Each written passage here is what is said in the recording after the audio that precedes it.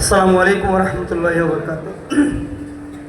আলহামদুলিল্লাহ, আগামী ত্রয়োদশ জাতীয় সংসদ নির্বাচনকে সামনে রেখে আজকের এই প্রতিনিধি সম্মেলনে আমাদের প্রোগ্রাম আলহামদুলিল্লাহ আমাদের মাননীয় প্রধান অতিথি বাংলাদেশের অভিসম্পাদিত পার্লামেন্টারিয়ান জনাব আলহাজ শাহজাহান চৌধুরীর বক্তব্যের মাধ্যমে সমাপ্ত হলো।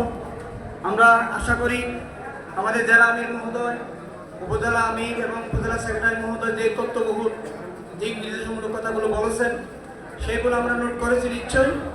তারই আলোকে আমরা ধারাবাহিকভাবে প্রত্যেক সেন্টারে সঞ্চালিত হয়ে ঊর্ধ্বতন দায়িত্বশীল কি বলছে না অপেক্ষা না করে পাড়ায় পাড়ায় ভোটারের কাছে আমাদের দাওয়াত পৌঁছে দিতে হবে।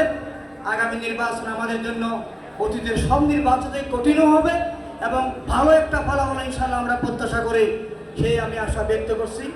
সুতরাং আমরা আজকে আমাদের প্রোগ্রামের সমাপ্ত ঘোষণা করছি। ওয়া মা তৌফিক ইল্লা বিল্লাহ। আসসালামু আলাইকুম ওয়া রাহমাতুল্লাহ।